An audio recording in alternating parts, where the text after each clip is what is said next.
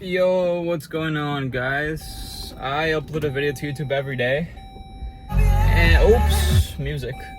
And usually I used to think of a topic as like a self-development topic. I don't know, like discipline, motivation, journaling, I don't know, some random BS. But I've low-key ran out of topics, and I could sit down for like 10 minutes and think of a good topic every day and never run out of ideas. Or I could ask ChatGPT, but I want to make them as unfiltered as possible. I don't know.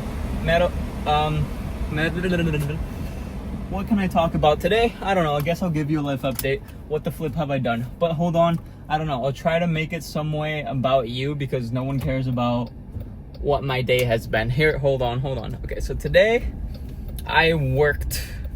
I woke up and I went to the gym for the oh my camera's falling. I went to the gym for the first time. Let me put it a little bit up. That's good enough. I went to the gym for the first time in a week and a half because, okay, now I can talk. I went to the gym for the first time in a week and a half because I was in a really serious hard cut. What do I mean by that? I was eating like 1,500 calories less every day, and going to the gym just made me feel like absolute dog water, absolutely poopy, and yeah. And do I recommend this for you?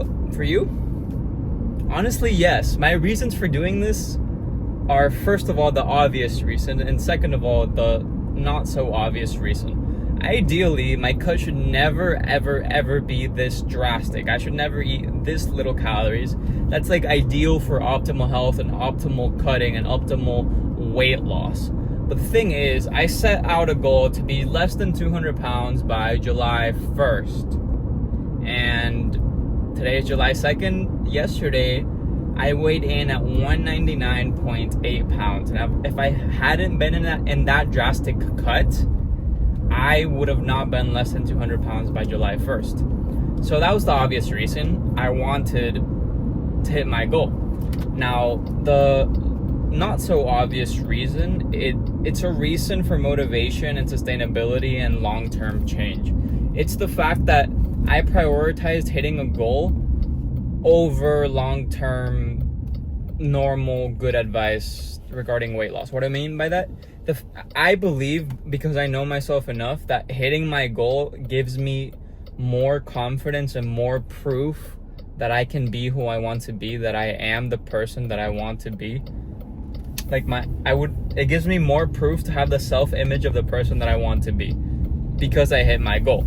And it's imperfect discipline, and it's imperfect motivation, and it's not a perfectly good reason, but that's what I believe change is.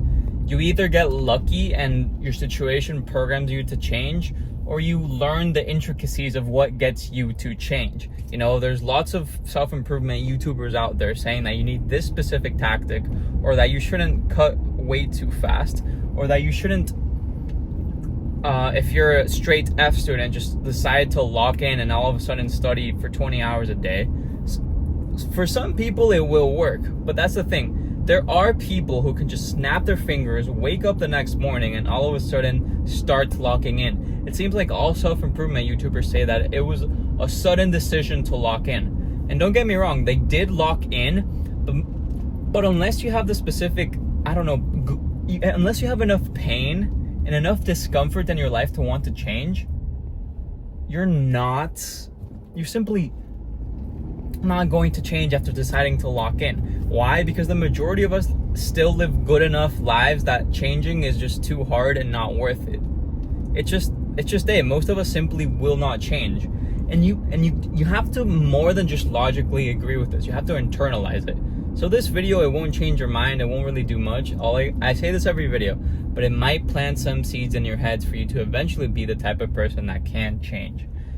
And for me, that meant hitting my goals and getting a little bit of proof of hitting my goal.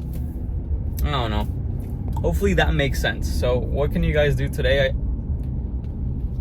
For the majority of people, if you're like anything like I was, I guess you're a normal person with normal problems. I don't know, maybe you had social anxiety, maybe you had a girlfriend or two, maybe you have no girlfriends or boyfriends whatsoever. Maybe you've watched these online gurus sell you the dream of making money online or having your own business. Maybe you just want to go to college, maybe you don't want to go to college, whatever. You probably aspire to have more than the average person does, because let's face it, there's a little bit more nuance to this, but the average person isn't a happy person. They're probably overweight, unhealthy, dissatisfied with their job. I'm not saying you can't be happy with a nice home and a wife and some kids, but we want more, and for us to have more, we have to work harder and probably change ourselves to some degree. So the best thing you can do, the average person that is never going to be in a position of so much uncomfortableness to change, you have to take the smallest step you can possibly think of. Think of what it is that you need to do. Do you need to study? Do you need to step foot in the gym? Do you need to eat less calories? Take the smallest step you can think of. Let's say you have to go to the gym. Let's say you have to go to the gym and you don't have a gym membership. Buying a gym membership is kind of a huge commitment. You're already wasting money. I bet you can't even do that. So what I want you to do is literally you might not think this is anything, but just look up your nearest gym and decide what gym you want to go to. Most of you will just do this and you will not keep going. But I guarantee you, if at least one of you hearing this takes this step, one of you will eventually go to the gym. And that's not common advice. Most people will try to motivate you and make you feel good feelings about going to the gym, and you're gonna get all worked up. But no, the best thing to do is take it slow, sustainable. Just look up a gym. God bless you. If you believe in love, then you already believe in God, because God is love. At least that's what I think, but who am I to know?